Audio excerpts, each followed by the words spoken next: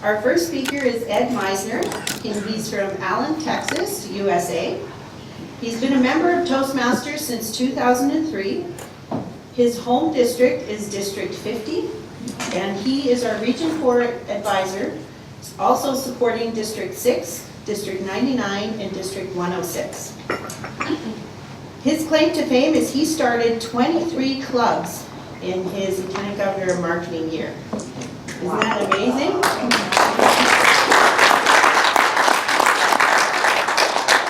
And he's also achieved the Excellence in Program Quality and Excellence in Marketing Awards in 2014-15 and 2015-2016. And he believes in bringing the communication and leadership skills we learn in Toastmasters to more people, and that's why he stays in it. So please help me welcome today Ed Meissner, who will be talking about increasing the value to your members and guests. Ed?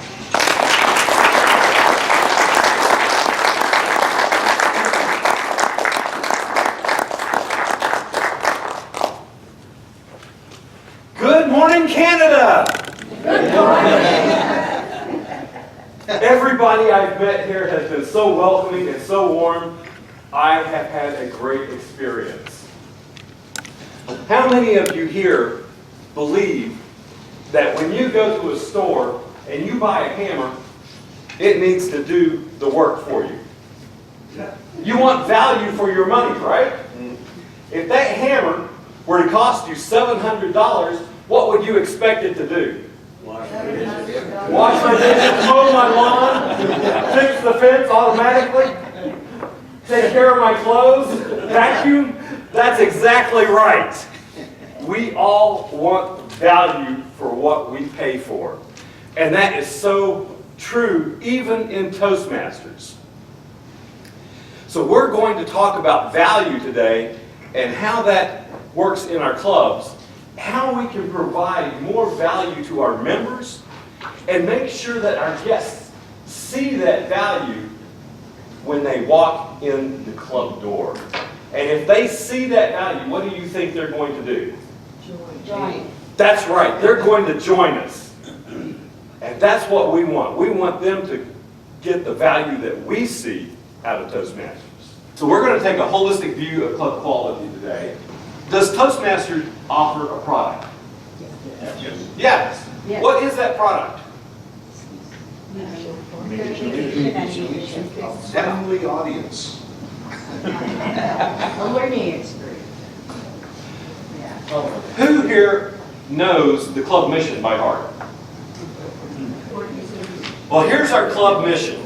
We provide a supportive and positive learning experience in which members are empowered to develop communication and leadership skills, resulting in greater self-confidence and personal growth. So the value that they're getting out of this is self-confidence and personal growth. The product we're offering is a supportive and positive learning experience where they can learn these skills. Not quite what we thought, right? How many of you recite the club mission at the beginning of your meeting? I recommend this highly. It does several things for you. Number one, when people come in, they may be thinking about something else that day. This helps us refocus on exactly what we're there to do that day. Number two, this tells your guests exactly what Toastmasters is all about in a nutshell, doesn't it? That way, when they go through the meeting, they can judge everything by what they're reading here. So I highly recommend reciting the club mission at the beginning of your club meeting. Well, in our club meeting, we have 3 different zones that we're going to talk about for the club. The club meeting is a very central piece of it. And everything we do in that club meeting has got to provide value. Let's take a look at our agenda. Every role on that agenda provides value. If you have a role that does not provide value, take it off of the agenda. And you need to think about, what does that role help me do outside of Toastmasters? What can I use it for? So what is that value? What do we learn? And let's take a look at the Toastmaster role itself. As the Toastmaster, you've already had a number of people sign up for roles, or they've been assigned roles, right? By your VP of Ed. What happens now is the Toastmaster has to go out and gain the commitment of the major and the minor stakeholders in that meeting. And if somebody drops out, what does the Toastmaster do? They replace them.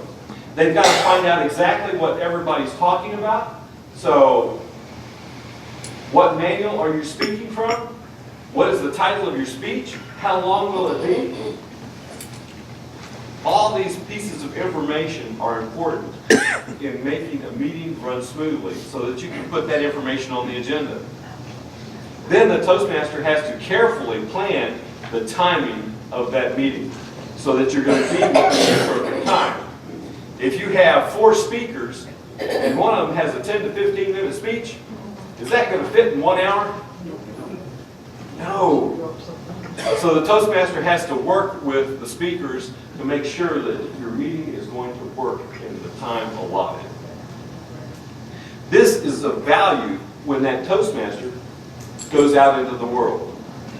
After having prepared an agenda several times on their own, not having one downloaded for them that they just hand out, they learn how to create a meeting, how to pull the stakeholders together, and how to make that meeting happen.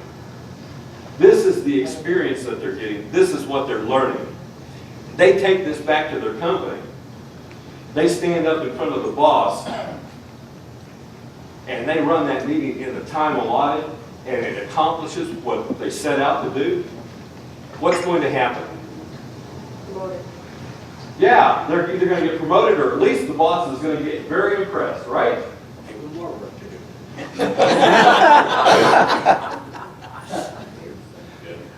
That is definitely one of the rewards of being successful and doing a great job, is more work.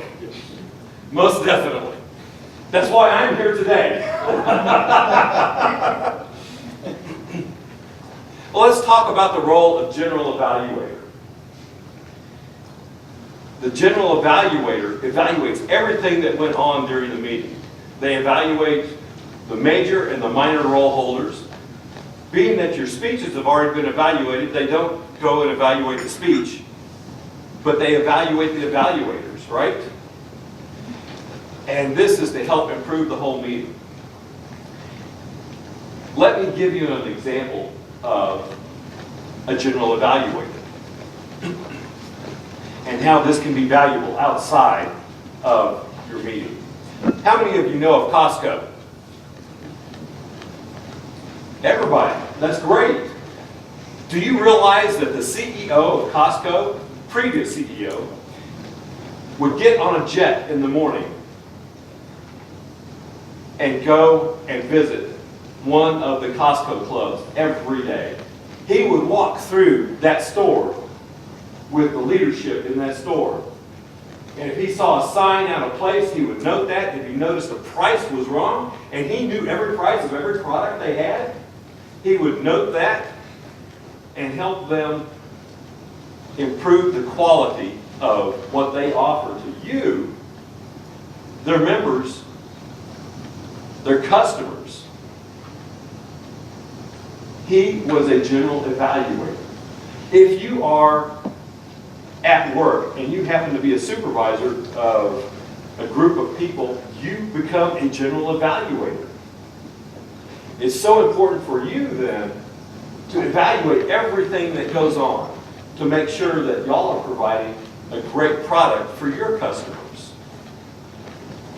So the general evaluator is a role that provides value to our members, doesn't it?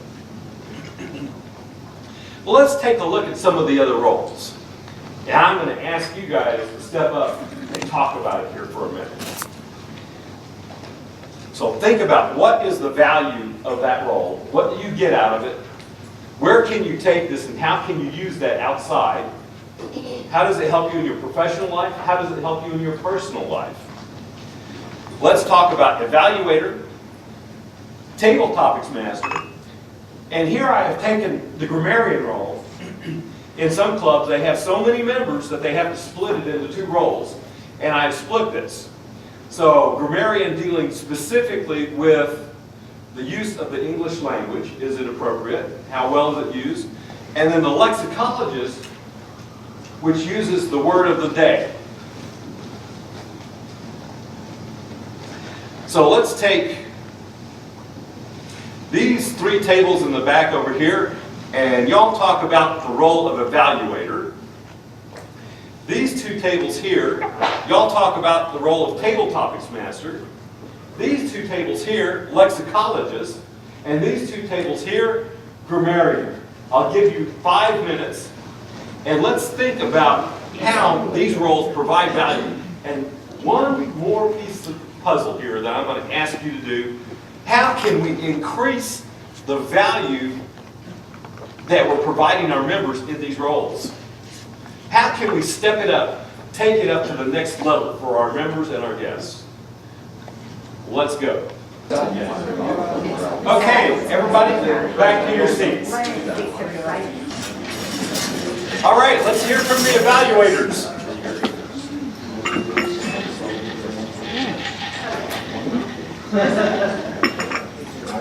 Unfortunately, this is a bit of a mishmash, so I'll throw it out. We get it, the evaluator gives the person a new perspective, so the person receiving the evaluation gets the new perspective, and the evaluator is giving their perspective. It's only their perspective. So each time you have an evaluator, you're getting a different perspective. You learn how you would improve. And along with that is strong points. Some people don't know their strong points. Most people don't know their strong points. So an evaluator points out their strong points. They are supposed to do it in a sandwich method. So we learn that sandwich method that we can take to the real world and present our point of view in a nicer, much nicer way and more constructive way. We encourage and motivate. We help members build their analytical skills by doing it. And we do it and they do it, and we become better listeners. Learn to speak concisely, because not like I'm doing now, so concisely. And yeah, I think there was more, but that's all I got down. I think you did a great job there. So we're learning analytical skills. When you go to work, your boss wants you to be able to be analytical, right? Important. They want you to be able to motivate somebody else.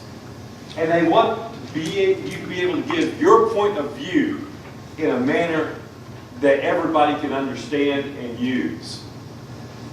Another thing about the evaluator is, when you're an evaluator, you want to be able to provide an example of exactly how to improve. So if you're talking to someone and you say, I would really like for you to use the stage more, and that's it. That person may not be able to know how to use the stage. So give them an example. Tell them, when you're giving a speech, move to the center of the room, give your introduction, then move over to the right-hand side of the stage, give your first point,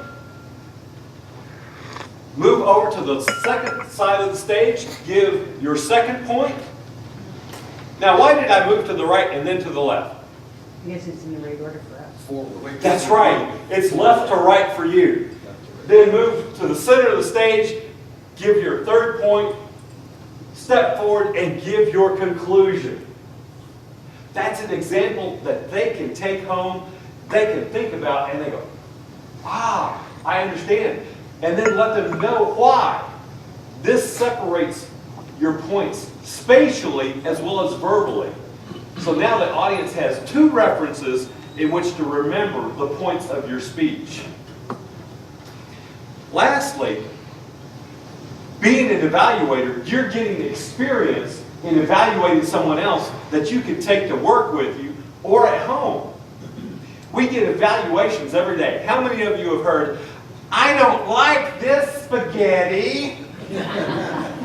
It's an evaluation, right? May not be a particularly great one, but it is an evaluation.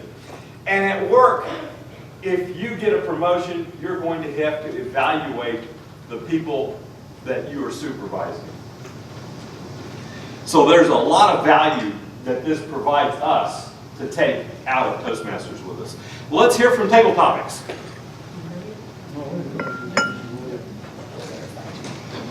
Okay, so the Table Topics Master increases value in a meeting by providing continuity in the session, and that allows us to convey a message within a specific time frame, read an audience because you need to know who you're talking to and what they need to hear, and powers of observation when you choose topics that are relevant and important to your audience. If you're talking to children, you have a different approach in different subjects than you do when you're talking to adults, as is community versus corporate. And we acquire skills through this to be a better presenter. We develop listening skills because we have to bridge in between each speaker. And we need to practice silently so we can learn to be quick, concise, and meet the timing goals, which is very important to reporting, interviewing, and social visits. And you learn to be concise and effectively think to answers to random questions and on the field.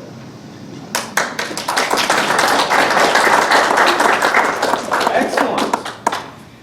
You made a number of great points there. You need to be able to read your audience, understand who you're dealing with. That is so important. As Table Topics Master, this is training for two things. If you happen to be in public at a party and you notice that wallflower that's just standing there in your little group and not saying a word, you need to know exactly how to engage them, ask that question which is broad enough that they can answer, which the subject matter is something that they know about, and draw them into that conversation. If you happen to be the boss in an elevator, you need to know how to ask the appropriate question to get the answer by the time you reach your floor, so that when you each go your separate ways, you know what you've gotten and your employee has given you what you've asked for. Excellent job there. So you can take this out to work and to home with you as well. Lexicologist. Thank you, Ed. Fellow Toastmasters, the word of the day, one word, can help us support the mission of our clubs. That single word can contribute. It gives us a challenge and an opportunity to grow. At some clubs, they post the word of the day in advance. At some clubs, it's right at the spur of the moment at the start of the meeting. If it's in advance, it helps build up the skills of thinking about how we can use that word and plan to use it in what we're going to say, a prepared speech, the table topic master, etc.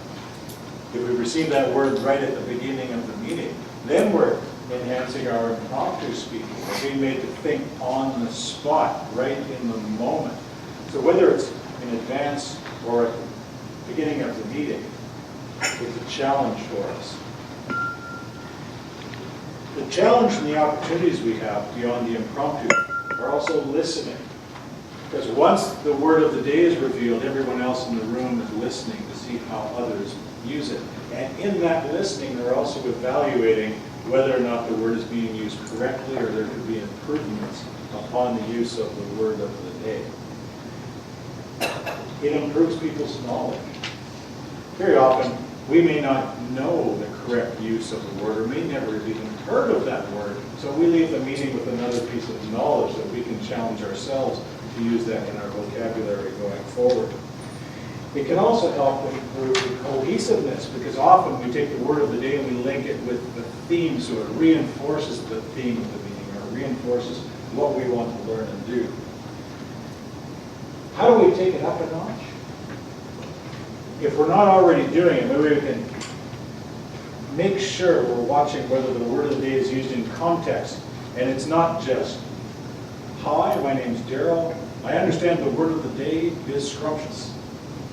And sit down. Instead of talking about the scrumptious meal that you're looking forward to at lunch today. Also, we can focus maybe on commonly misused words, because that's where people often need improvement. If they're misusing a word, they're not communicating it effectively. So there's a couple of suggestions I read that for how to take it up a notch. Thank you.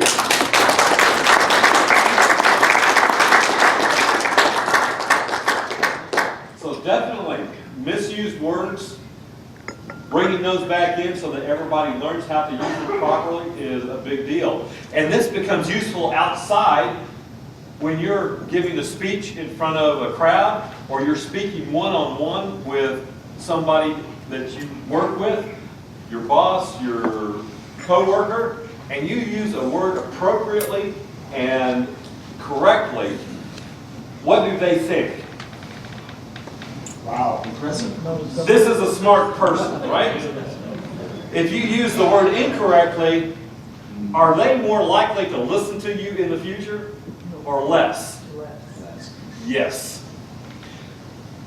Let's take a look at how we can take this up another notch even. On your phone and on your computer, you can go to dictionary.com. And for somebody who has English as a second language, there's a little tab right there which you can touch that icon and hear the pronunciation of the word correctly. That's another way to take it up a notch. So add that to your website so that your members, a link to your website, so that your members can go there and learn how to use a word properly and pronounce it properly. That's one way to take it up another notch, just as you had some ways to take it up another notch. Grammarian.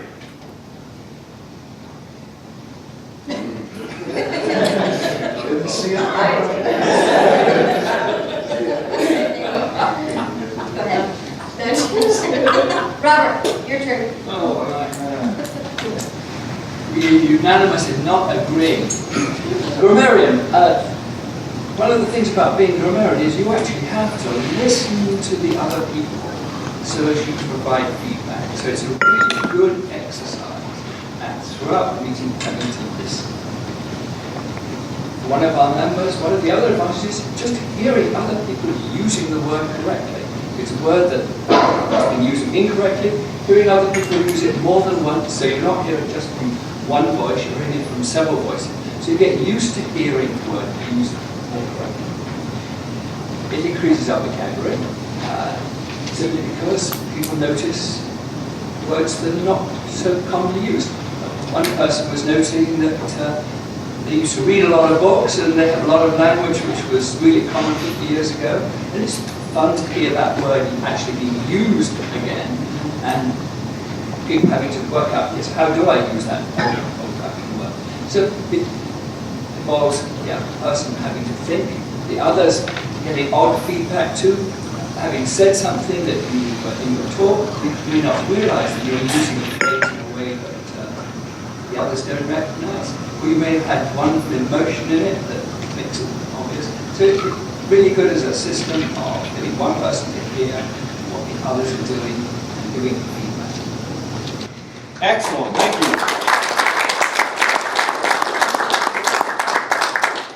So you're dealing with the structure of the sentences and the phrasing that they use and making sure that it is proper. If you start a sentence with a proper noun,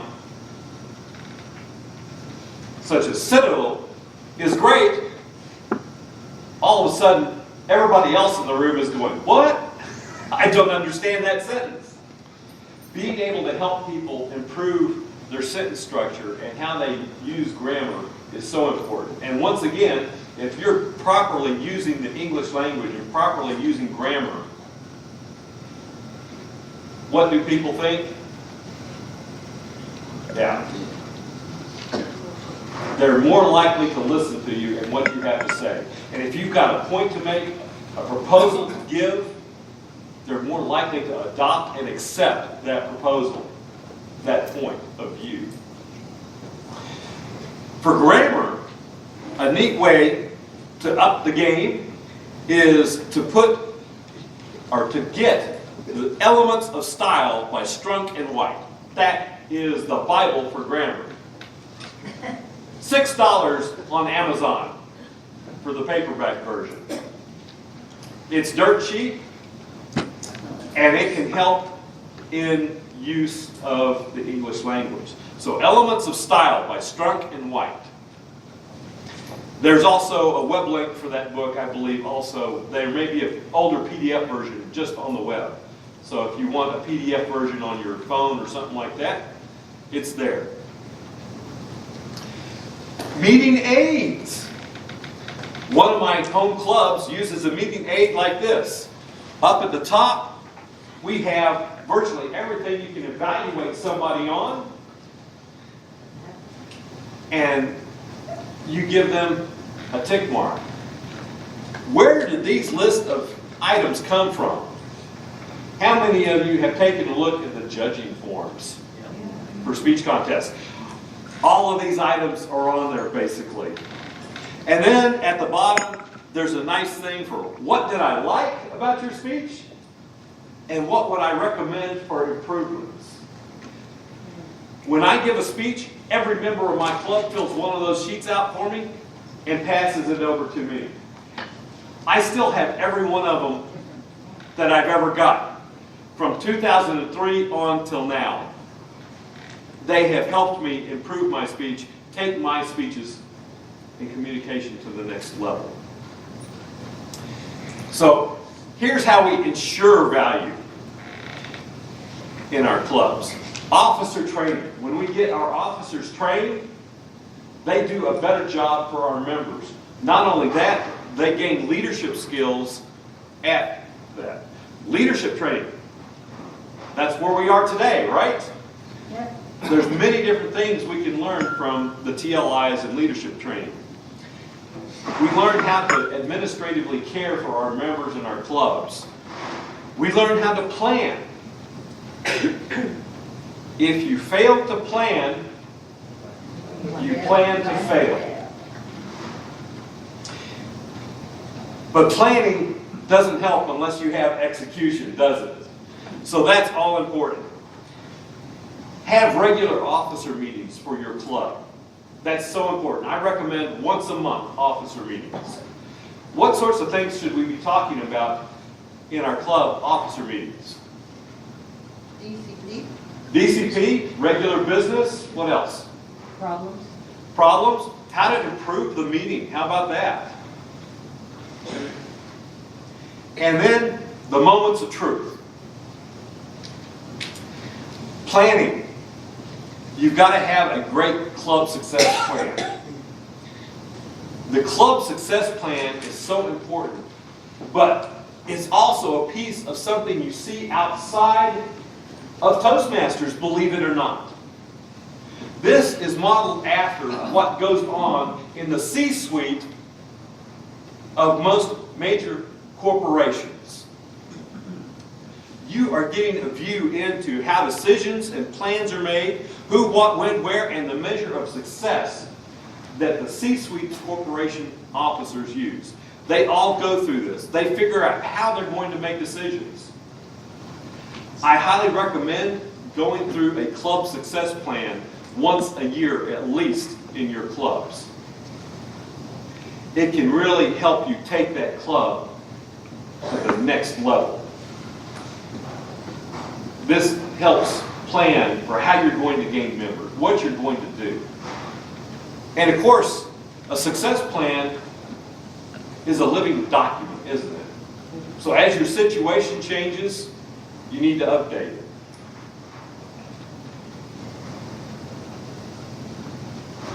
Officer meetings. We just talked about that, right? Moments of truth. Here we go. First impressions. So we're now taking a look at what happens when your guests walk into that room.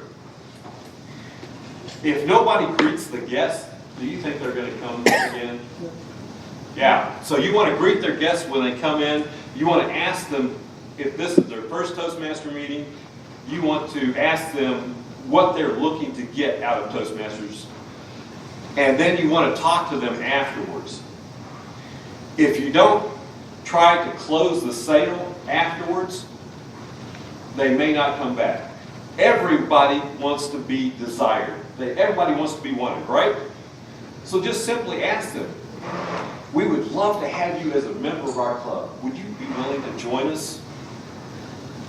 You don't even have to put the word today in there. You don't have to make it high pressure. Just those words, let them know that they are wanted. Let them know that you would like them to be part of your club. Have a guest book, name tags.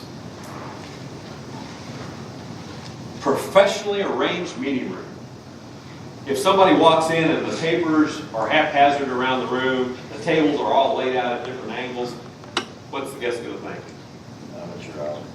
Yeah, we don't know what we're doing. We don't have it going on. Why should I come back here? Because I'm not going to receive value. You want a convenient meeting location. I understand that that's not always possible, but on your website, you can provide really great directions to how to get there if you don't have a convenient meeting location. Ask your guests to address the club. And I recommend that the president of the club, at the very first of the meeting, recognize each guest personally by name. David is a guest here today. Welcome, David. We're glad to have you. And then after you've welcomed all the guests and everybody's clapped for them, put that guest on notice. Let them know that they are going to be asked a question at the end of the meeting. Why do you want to do this? Because they are going to pay attention. And if they are involved and paying attention to the meeting, they're more likely going to enjoy it. And if they enjoy the meeting, they're more likely to join, aren't they? And let them know what that question is. We're going to ask you what you thought about our meeting. And then at the end of the meeting, simply ask them, what did you think about our meeting? And then, of course, invite them to join.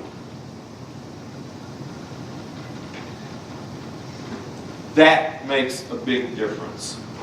If you happen to be in a shopping mall, and you're going to walk around in that shopping mall, and you see the window in front of a store, and the mannequins are all a tumble, are you likely to walk into that store? No. Oh, no. You want to see something where you believe you're going to get professional value. So always make sure that what the guests see, the minute they walk towards the door, they want to see the banner, they want to see your ribbons on that banner. You want to use the new branding for Toastmasters, so make sure your banner is up to date. Don't put the old banner out front, put the new banner out front. That way they see that you are up to date, they see that you have it going on. Those ribbons mean something to each of your clubs. They mean something to the guests as well. They see that the club is an accomplished club with those ribbons hanging there. New member orientations. How many of you spend a little bit of time with your new members orienting them? 30 minutes? I recommend spending about 30 minutes with a new member. At least once a month, have new member orientation and invite your members to come 30 minutes early and spend a while talking about what they are going to get out of Toastmasters. Let them know what is expected of them in a meeting. Let them know what they can expect out of a meeting. Let them know what they can expect from their officers in the club. And then help them assimilate into the club. Let them know how to fulfill each role beforehand. Their mentor should be spending time with them before each meeting, helping them become acclimated to a role, explaining how that role works, explaining how to fulfill that role. Why do they want to do this? Because it sets that new member up for success. When you set somebody up for success, they are going to be successful. And if they're successful, they're more likely to remain a member of the club. Let them know how to give their first speech. That's so important.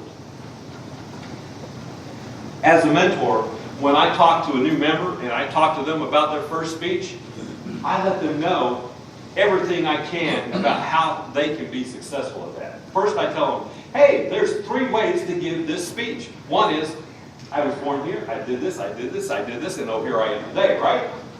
The second way is, there are 3 seminal events that happened to me that changed my life and made me who I am today. Let me tell you about those, how they changed my life and made me who I am today.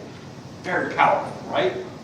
And the third way is, here's who I was, here's who I am, and here's who I want to become. Also a very powerful way. And then I let them know that I recommend that they write their speech down word for word. When you write it down word for word and then practice it for time, that ensures that you're going to be on time with that speech and that you're going to be successful with it. And then practice it 5 times a day for 7 days. What does this do for you? It reduces the nervousness and increases your confidence. Not only that, the speech is in here now, and it's going to come from here. You will do a great job and probably will not even need to use notes. That is a big deal for the members. Recognize your members when they accomplish something.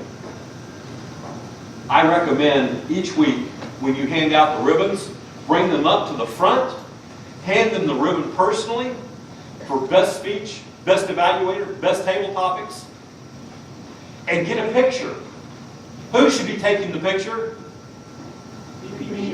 VP of PR. And what should they do with that picture immediately after that? With permission. With permission, post it. Exactly. When you update your website regularly, it makes a difference. Program planning and meeting organization. So members know the program, their responsibilities, and they're prepared to carry out all assignments. So we talked about that with mentors and the new members. Well, your standard members should be able to do that well. All meetings are from the manual. When you start going off manual, people stop learning. When they stop learning, they stop coming. So help them get those projects done from the manual. Now from Pathways. Meetings begin and end on time. When you respect other people's time, they respect you. Creative table topics. You can always have fun with that. Membership strength. 20 members. If you have 20 members, your club meetings are going to be fun because everybody has a role. They don't have 2 or 3. You're going to lose members every 6 months.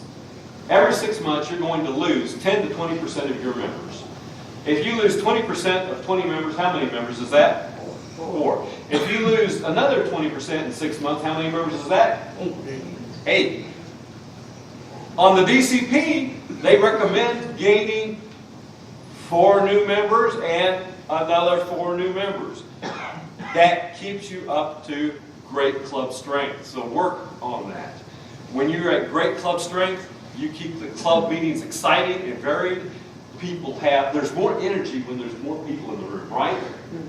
It's always great. So have regular membership building programs. We talked about recognizing accomplishments. If somebody wins at the area contest, have the president present the trophy to that person at the next club meeting in front of the club. What does this do? It tells the club members that we have a great club here. And oh, by the way, you can have a piece of that, right? What does it tell your guests? We have a great club here. And by the way, you can have a piece of that. Additionally, it allows that club member to share their success with their fellow members who helped them get there. So important. Fellowship. How many of you ever have post-toasties after your meetings? Yeah. What this does is this builds a sense of family, and people get to know each other on a more personal level, and they start caring about each other beyond the club meetings. They care about what's going on in people's lives. That sense of family and fellowship make a huge difference. Have some great, fun, different events. A backwards meeting. A debate meeting. Now, in a debate meeting, you want to be careful. You don't want to make it too serious. So have cats are better than dogs, tea is better than coffee, chocolate is better than... No.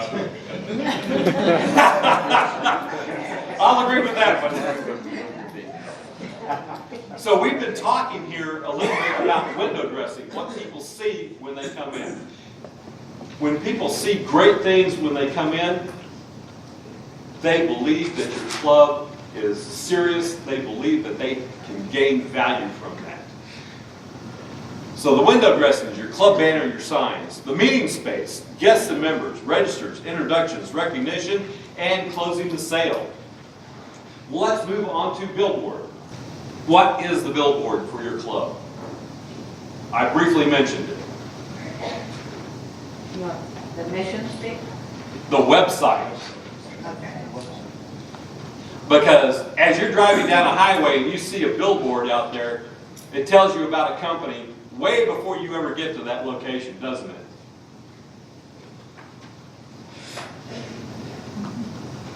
That is the billboard. The billboard tells everybody about you. If that billboard is tattered and messed up, what are you going to think? The company may no longer be alive, right? It's the same thing with your website. If your website is not up to date and somebody comes to your website, what are they going to think? They may no longer be meeting. I don't even want to bother going there. Or, this is a lousy club. I'm not going to get any value out of it. If they can't go to the trouble to keep up their website, why would I bother to visit? The same thing is true about social media. For your website, I recommend updating it weekly. For Facebook, I recommend posting daily. Social media users have become very savvy, and they look for social media to be posted daily. So for your Facebook page, have your members say, "Oh, I'm looking forward to the next meeting. It's going to be great. This last meeting was fabulous. Here's the thought of the day." And as they post daily on there, that Facebook page is going to rise to the top of people's view. Same thing with your website. You post weekly on there, and you keep it up to date, your website is going to rise to the top of people's view. And you're going to get more guests that way. It makes a difference, trust me. Flyers and magazines. When you post a flyer out there, you want the proper information inviting people to come, and you need to post it in the proper place. Where's a great place to post your flyers? Doctor's office. Doctor's office. How about at grocery stores, restaurants, libraries? Excellent. Community centers. When you go to post a flyer, dress professionally. You don't necessarily have to wear a suit coat or a tie, but nice shirts, nice slacks. Walk in, ask for the manager. The manager is going to be the decision maker on whether you can post that flyer there or not. The regular workers will not be able to give you a yes or a no. When your manager comes up, introduce yourself. Hi, I'm Ed Meissner. I'm from Preston Persuaders Toastmasters. We are a nonprofit organization dedicated to helping people improve their leadership and communication skills.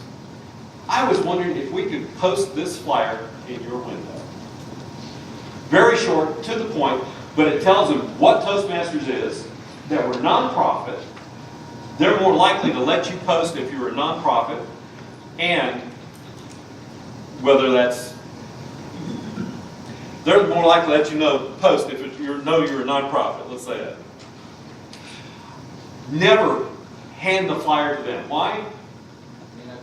It goes right into the trash. Pull your tape out of the back pocket and go stick it on the window where they show you. They'll tell you, oh, we're not going to let you post it for more than 3 weeks. Oh, that's wonderful. Thank you so much. Meetup. How many of you use Meetup? Yeah. My club gets 6 visitors a week for a Meetup. Always update your Meetup page every week, because when you update that Meetup page, people that are following it will get an instant email. This tells them that you're live and that something's happening at this group. Your Toastmasters badge. We had a great example of this the other day. David and I went into a store, and my Toastmasters badge was displayed. If you walk into a Walmart and you've got your Toastmasters badge on, what's the first question people are going to ask you? What's that? Oh no. Where's the toilet paper? Because they think you are an employee. But that's an opening, that's an opportunity. Oh no, I'm a member of Toastmasters. Toastmasters is a nonprofit organization dedicated to helping people improve their communication and leadership skills. Then you go to your back pocket, pull out your wallet, whip out your business card for that club, and has the meeting location, date, and time on it, and you hand it to them. Chances are they're going to visit your club. It makes a difference. We talked about flyers. Here's one of those flyers that you can post. There are other flyers. Ask David, ask Alfred. They will have flyers for you on a frequent basis. Websites, we talked about that. Posting frequency, information. Put a link to your district and to Toastmasters International on your website, okay? Have articles that explain how to be a great speaker, how to do great table topics, how to be a great evaluator. That adds value. People see that. Have a corporate open house for corporate clubs. If you're a corporate club, and this works well for community clubs as well, but for a corporate club, create a nice agenda, ask a guest speaker, ask the head honcho in the building to come and talk at your event, and give them a topic. Say, we would like you to talk about the importance of communication and leadership skills. They're going to love that. Invite everybody who works for them. Why? Hey boss, I'm here, right? They're going to come. So make sure everybody knows that the boss is going to be there and they're going to speak. They will show up. Make sure that you have some goodies. So make it a party atmosphere. Have a second speaker. The second speaker should be talking about what you get out of Toastmasters, how it works, what the cost is. And then be prepared. I have seen this where 6 people want to sign up that day. And I've seen this happen multiple times. That's how great this works. Also have a couple of table drawings. Make sure that every one of your club officers knows exactly how to fill out that new membership form and take the money. Now, if you're in a community club, ask a CEO from a local company to come talk. Once again, give them a specific topic. How communication skills has improved my career. How leadership skills has improved my career. You could ask the local mayor to come talk. But don't ask them on an election year, right? Because you're going to get a stump speech instead. Things like that can make a difference. Now, publicity is the key. If you don't promote this event, post flyers in every building, get it into the local coffee news, get it into the local newspaper, people aren't going to come. Make sure that the world knows about this. Do everything possible to let them know. Membership drive. A membership drive could last for 6 to 8 weeks. You want to divide your club into two teams. The gold team and silver team. Team A, Team B.